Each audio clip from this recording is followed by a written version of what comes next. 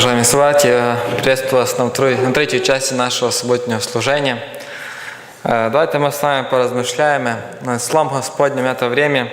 Я хочу, чтобы мы для начала вспомнили первую историю человека и Господа.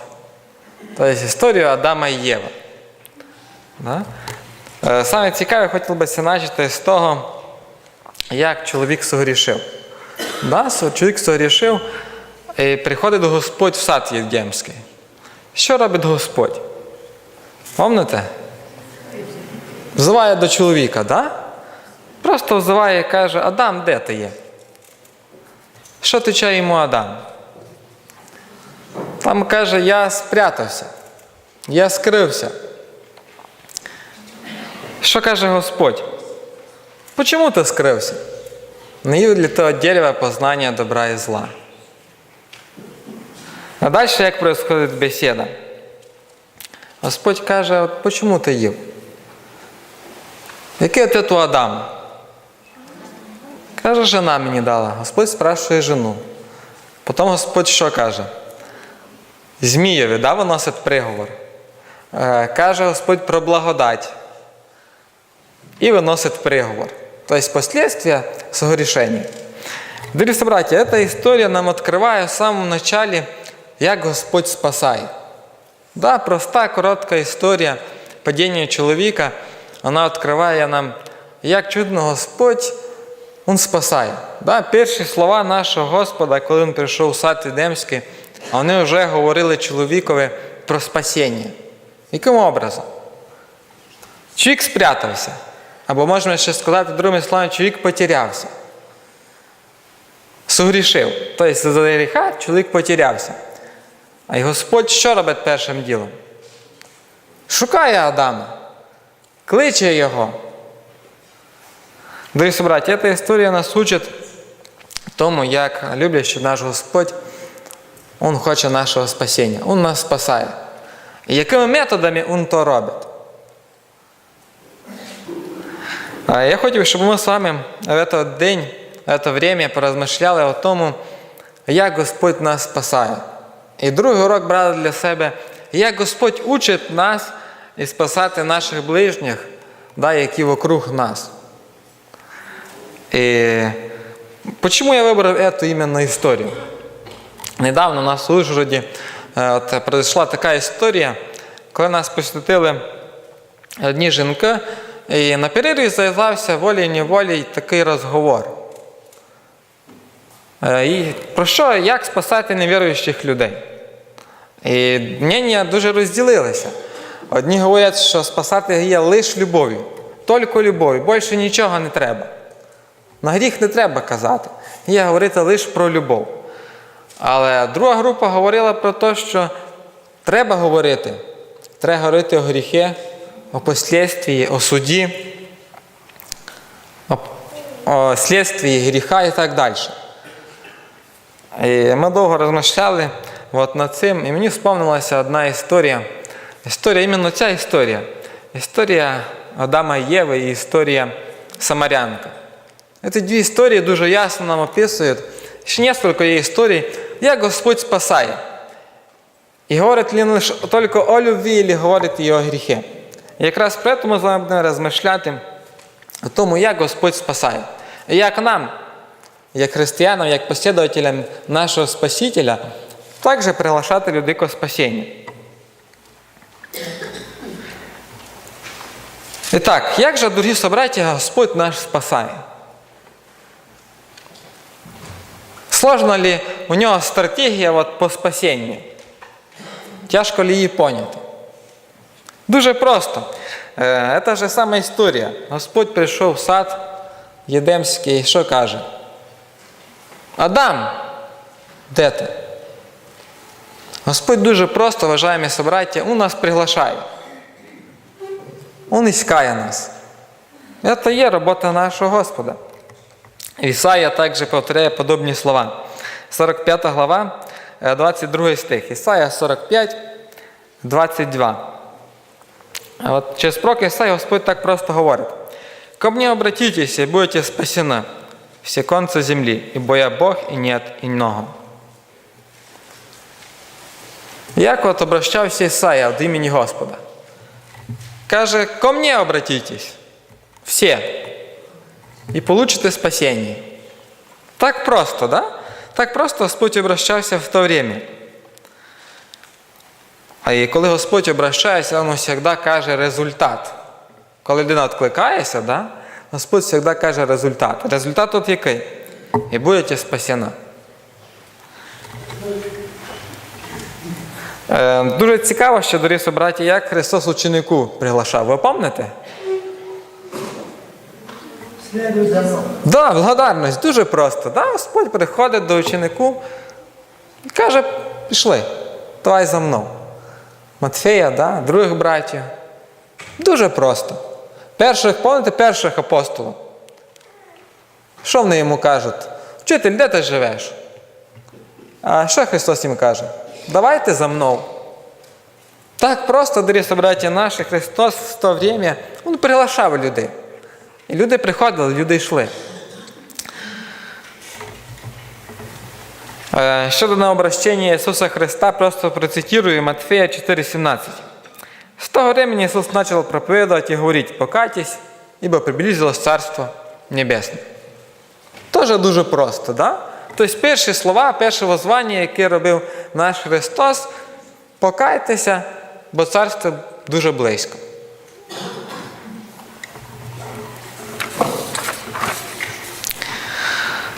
Хотіло б обратити наше внимание в нинішнє время, дорогі собраті.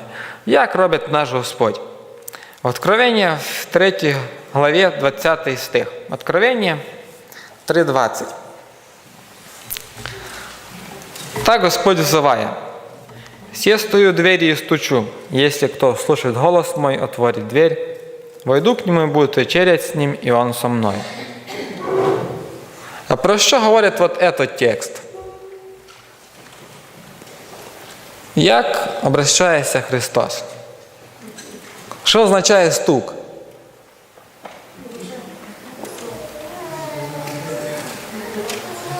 Терпіння, да? Тобто, часто ми до знайомих як заходимо в двері? В дом. Просто заходимо. Але як заходить Христос в наше серце? Да, благодарність, да? Христос не вломлюється, но стукає. І довго стукає, да? Тому що про Господа говориться, Господь є довготерпеливий і милуючий. І іменно текст нам ілюструє, як Господь то робив, да? Як Господь приглашав. З терпінням, з любов'ю, з уваженням до мнення, до лічності. Да? І от Господь той після стучить. Стучить в серце. Це є його робота, да? «Се стою у двері і стучу». Що ще означає, дорогі собраття, стук?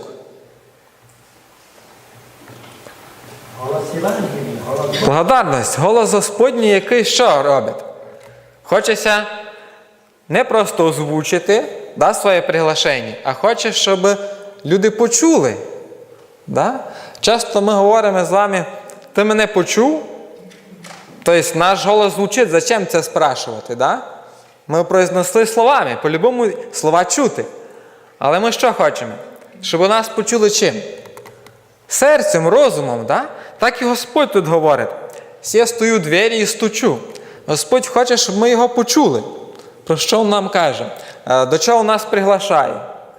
І що Він каже? Що буде, коли ми відкликнемося? Тому тут так цікаво і говориться. «Се стою у двері і стучу». Тобто Господня ціль – достукатися. Господня ціль для того, щоб ми почули ніжний призов нашого Господа. Дорогі собраті, який урок от в цьому для нас з вами? Для тих, які, я уверен, що не один рік, мабуть, чують стук Господа. Ціль, урок для нас в тому, щоб ми так стукали. Не просто сказали. Всяк закон, всяк написано. Господь хоче, Господь учить нас, щоб ми стукалися в серця. Щоб люди почули. Що почули? Де ти є? Призов Господній. Слідуючу історію, давайте ми відкриємо, з вами прочитаємо. Історію про самарянку. Ця історія дуже так красиво описує, як Господь робить для людей. як Господь робить для нас. Іоанна 4 глава із 7 текста. Іоанна 4, 7, 9 і 10 текста. Давайте для начала прочитаємо. 7 стиха. «Приходит женщина из Самарии почерпнуть воды. Иисус говорит ей: дай мне пить. Женщина-самарянка говорит ему: как ты, будучи иудеей, просишь пить у меня, самарянки? Ибо иудеи и самаряне мне сообщаются». Дорогі браті, перші тексти вже якраз нам об'ясняють, як робить Христос. Він стучиться до самарянки, да? Хоча він міг одразу сказати, які в них ошибки, да? Чому не відділилися від Ізраїля і так далі. Але що робить Христос? Христос стучить. І що він каже самарянці? Дай мені попити. А самарянка обращає увагу і каже, що ми не сообщаємося. Можна обідатися, да, дорогі браті? Ми підійшли перші, вроді. Хочу зв'язати якийсь розговор, не дивлячись на людину, на націю і так далі. Так зробив от Христос. Але що каже самарянка? Не може бути общення. Самаряне з суддями не сообщаються. Що і каже Христос? 10 текст и дальше. Иисус сказал ей ответь: если бы ты знала дар Божий, кто говорит тебе, дай мне пить, то сама просила бы у него, и он дал бы тебе воду живую. И 14 и 15. А кто будет пить воду, которую я дам ему, тот не будет жаждать вовек. Но вода, которую я дам ему, сделается в нем источником воды, текущей в жизнь вечную. Женщина говорит ему: Господин, дай мне эту воду, чтобы мне не иметь жажды и не приходить сюда черпать. Дуже цікаво, дорогі браті, от Христос стукається, да? І що він каже потім самарянки? Ви замітили? Що перше каже Господь самарянки? О, якщо би ти знала дар Божий, який говорить з тобою, то ти б просила. Дійсно, дорогі браті, перше, про що Господь учить нас, про що ми повинні говорити, це про дар Господній. Це є саме перше, про що говорив Господь на нашій землі. Каже: покайтесь, ібо приблизилось Царство Господнє. Царство Господнє, Євангеліє, в наших серцях. Це перше, про що ми можемо з вами говорити людям, які вокруг нас. Да? Господь каже: якщо б ти знала дар Божий. Хотілося з цієї частини історії в першу чергу взяти такі два уроки. Знаємо ли ми дар Господній, дорогі браті? Знаємо ми про благодать, про ціну достатньо. Знаємо ли ми, що Господь нам подарив? Який дар Господь нам дав? Слідуючий урок в цій історії, як ми, дорогі браті, проповідуємо, як ми говоримо про істину. Всегда ли ми представляємо в першу чергу дар Божий? Саме цінний. Да? Всегда ли ми говоримо, як Господь приглашає всіх? Да? Як приглашав Адама, як пригласив цю жінку,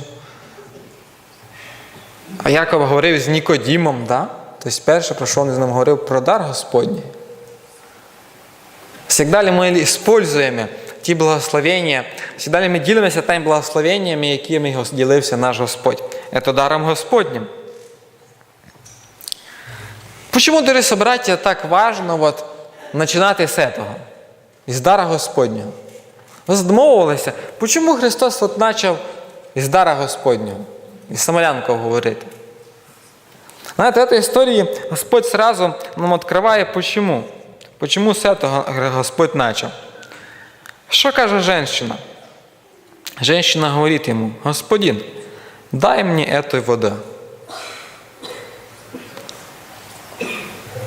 Жінка що зробила? Сама вже просить, да? Благодарності. Тому Господь відкриває благодать, дар Господній. У дара Господнього він якби пробуждає наше желання. Да? Апостол Павло говорить, потому что Бог производит и желание, и действие. Да? Поэтому Христос начав із дара, з благодаті. І коли жінка чула о дарі, о той чудної воді, то що вона каже? Дай мені, я хочу тої води, я хочу того дара. Іменно дар, дорогі собраті, він пробуждає нашу духовність. Він пробуждає мертву людину, яка далеко була від духовної, від релігії, від Слова Господнього. І пробуждає в неї желання мати, що мати? Мати Господа, мати Христа в серці, бути духовною людиною. Поэтому Христос всегда начинает с благодати.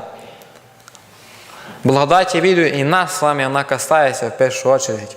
Тому що ми тут з вами, ми приходимо, ми хочемо служити для Господа. Тому що благодаттю Господь нас спасає. Благодаттю Господь торкається наших сердець. І в нас що? У нас справляється жажда питатися кожен день Словом Господнім, наставленнями Господніми. Поэтому Христос, наверное, начав з этого дара. І жінка вже захотіла і общатися з Христом, і говорити на духовні теми, да? І мати для себе спасіння, і мати для себе Господа. І дійсно, дивлячись на всі общення нашого Ісуса Христа, почти в кожній бесіді Ісус починав з благодаті. Потім вже продовжав і другі общення. Дорогі собраті, які дальніші шаги робить наш Господь? Коли людина почула благодать, жаждала благодаті, що сказав Господь Адаму? Або що поняв для себе Адам? Адам каже, голос той я услышав і спрятався. Почему спрятався? Потому що я наг. Да? Тобто Адам уже що? Коли почув люблячий голос Господній, да? Коли відкликнувся на голос Господній, да? Він відповів Господу. Що каже? Я вже грішний. Да? Так відповідає Адам. Также продовжував так бесіду і Христос із Самарянкою. Да? Давайте подивимося на следующий текст этой історії. Іоанна 4 глава, 16 стиха. Иоанна 14, 16 по 17. Иисус говорит ей, пойди позови мужа твоего и приходи сюда. И женщина сказала ему в ответ, у меня нет мужа. Иисус сказал ей, правду ты сказала, что у тебя нет мужа, ибо у тебя было 5 мужей, и тот, который ныне имеешь, не муж тебе. Это правду, это справедливо ты сказала. Дорогі браті, говорив ли Ісус Христос про гріх? Говорив, ми знаходимо, що Він говорив про гріх. Що Він каже самарянці? Іди позови мужа. І говорить, ти правду сказала, справедливо, що ти призналася. Да, у всьому пригрішенні. Ну, дорогі браті, хотілося б підмітити, коли Господь сказав про гріх. Ви замітили всю історію, коли Господь почав говорити про гріх? Самарянці, Нікодімові і другим людям з других історій.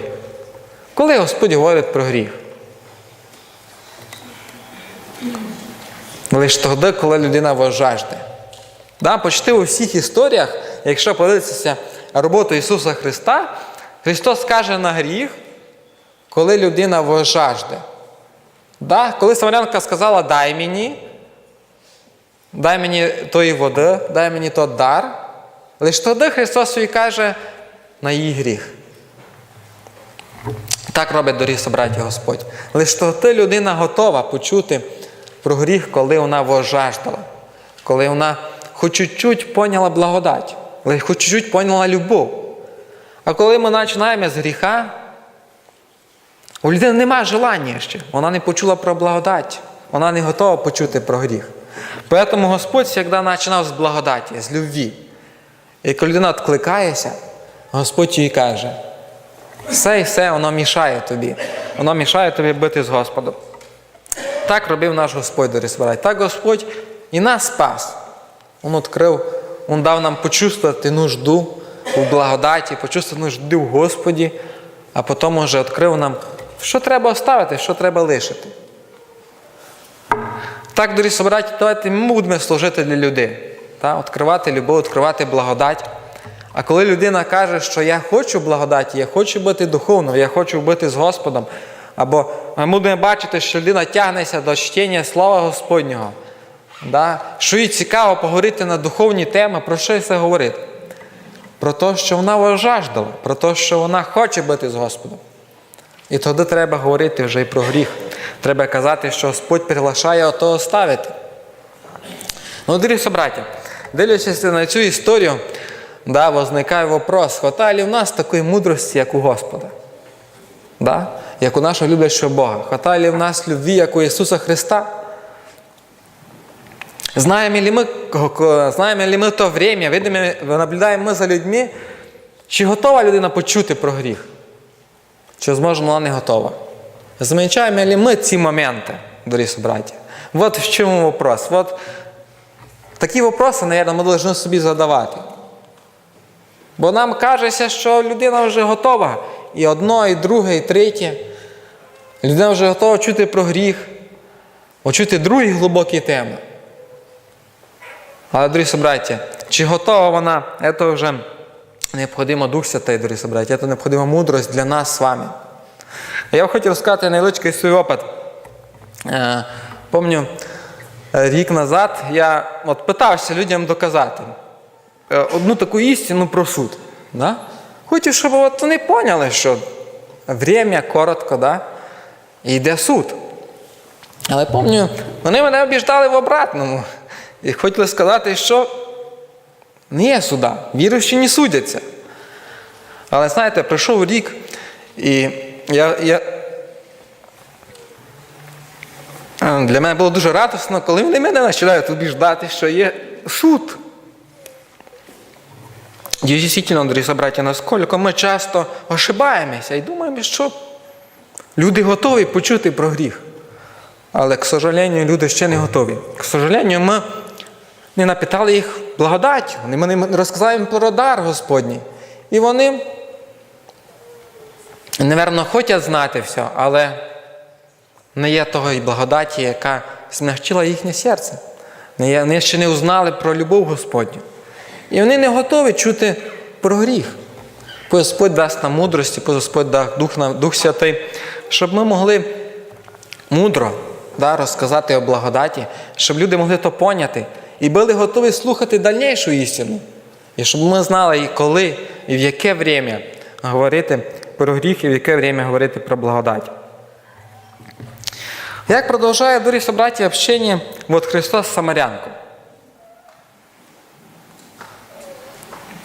Колись, що робить самарянка? Дуже цікаво, ви замітили в цю історію? Не будемо читати, з 19 стиха описується. Самарянка говорить йому: Господи, вижу, що ти пророк. І спрашує його про поклонення. Зовсім про другу історію. Вертається ли Христос на ту саму тему, що він почав? Ні, чому? Тому що він замітив, що женщина що? Поняла свій гріх. Осознала свій гріх. Кілька раз укоряв Ісус Христос Нікодима. Пам'ятаєте ту історію? Один раз, дорогі собраті, каже йому: ти вчитель Ізраїлів, і такі істини елементарні не знаєш, І після того що? Господь не повторяв гріх. Він замітив, що цей чоловік що? Поняв своє жалке состояние, І коли він йому сказав такі слова, теж лише, дорогі собраті, як в цій історії, теж лише тоді, коли благодать воздействувала на його серце. До того він не укоряв Никодима, а просто об'ясняв йому про роботу Святого Духа. Ці обі історії дуже чудесно описують, як мудро Господь спасає. Як Він мудро знає, коли яке слово сказати. Це великий урок для нас з вами, дорогі собраті. І дійсно, дорогі собраті, говорив Господь і про суд. Ми знаходимо в Слові Господньому Адам і Єва. Вони були як перед судом. Коли Господь призвав їх і каже: Адам, що ти зробив? жінки потім каже Єві, що ти зробила? Чому ти так поступила? Да? Тобто, як на суді. Отчет Господь требує.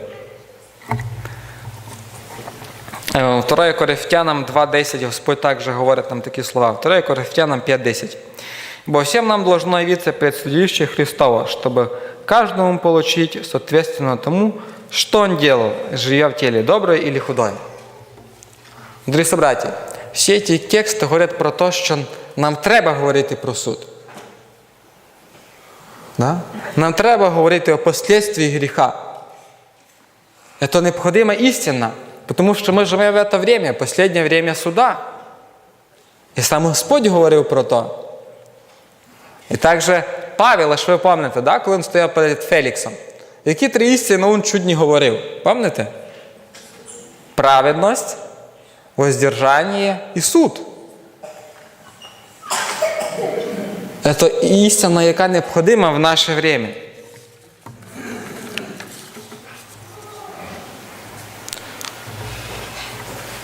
Почему, дорогі собраті, Господь говорить і этой істини?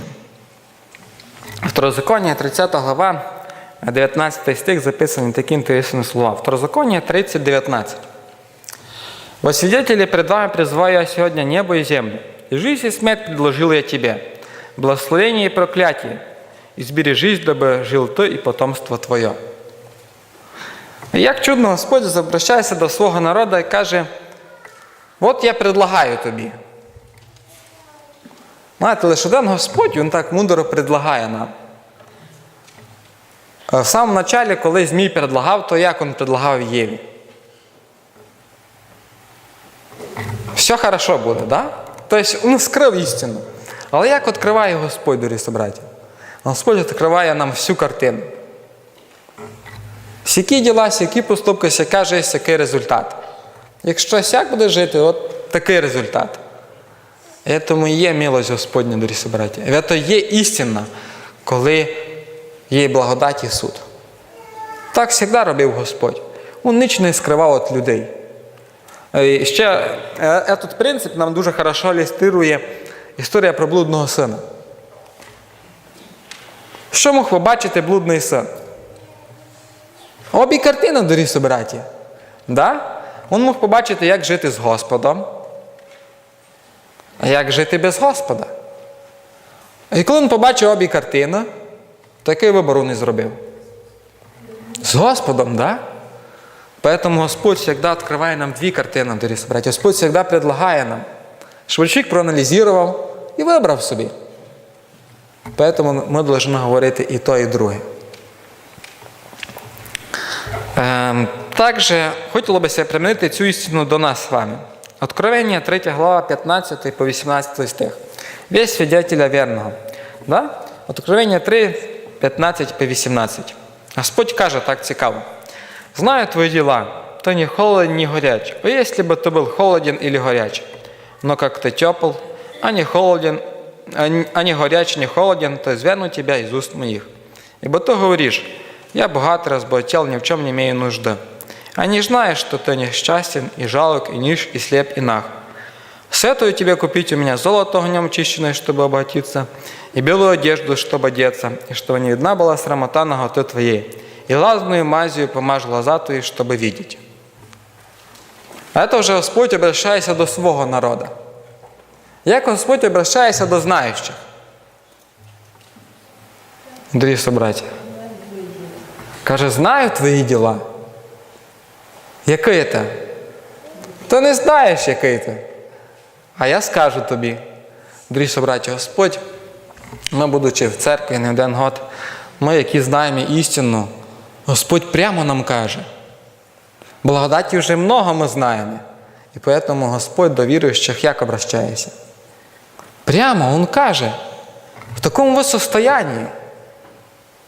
І треба щось вже рішати. Ілі так, ілі так.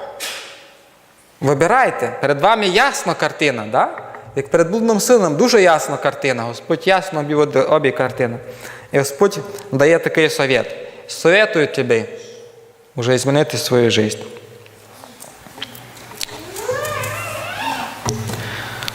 Дорогі собраті, хотілося б ще вернутися до благодаті.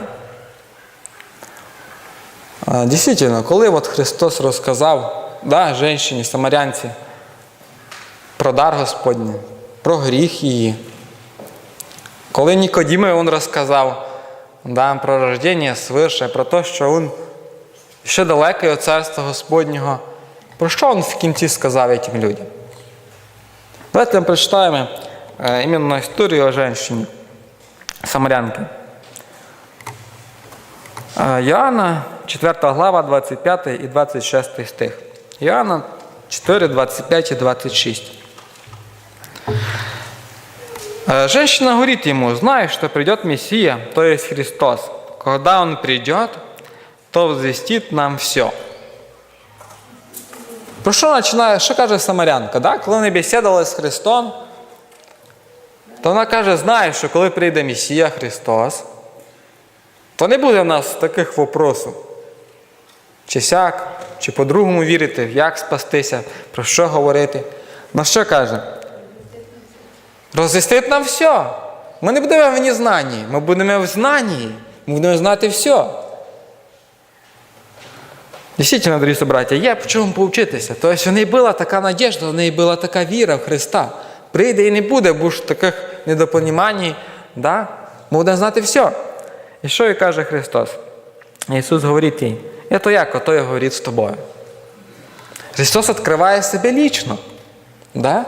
Господь хоче, щоб ми Його знали. Так Господь спасає, дорогі браті. Коли ми розуміємо, коли ми видимо, коли Господь нам відкрив тільки много істини, як останній шаг нашого спасіння, то знати Господа лічно. І Він представляється цій самарянці. Тому що вона каже? Лиш Христос. Бо ж ніхто нам не розкаже, не скаже, як нам жити, як нам поступати. І Христос ось відкрив. Тому є, дорогі браті, як спасіння наше. І Нікодиму Нікодим каже, як може пройти така переміна, А Христос йому що каже? Каже: «Когда я вознесен буду от земли, всех привлеку к себе». Личное знакомство з Господом Ісусом. Тому, дорогі браті, благодать, вона має бути першою і останньою нашої житті, в першу чергу. Коли ми знайомимося з Господом, благодать, Господь нам відкриває гріх. Коли ми хочемо побідити гріх, ми опять обращаємося к благодаті, яка допомагає нам оставити гріх і більше не грішити.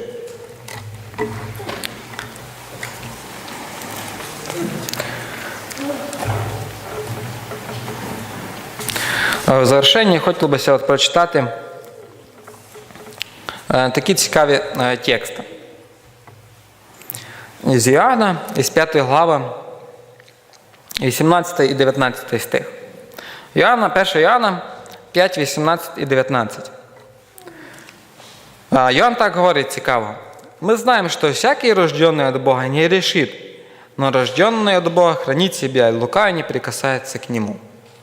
Сильні, слова, дорогі браті?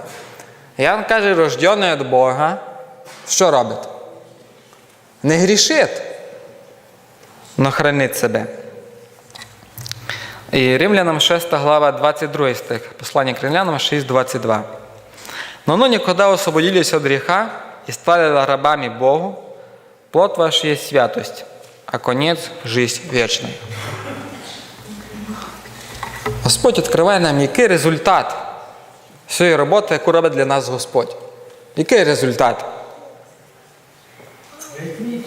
Благодарність, свята життя, а потім життя вічна. Це є результат тої роботи, яку робить для нас Господь. Це результат стука Ісуса Христа в наші серця. Так спасає нас Господь. Дорогі браті, давайте я подивлю невеличкий ітог нашим розмишленням. Вначалі ми задавали собі вопрос, нужно ли говорити про гріх? Може просто лише про любов, про благодать і все. Про все треба говорити. Господь все відкриває.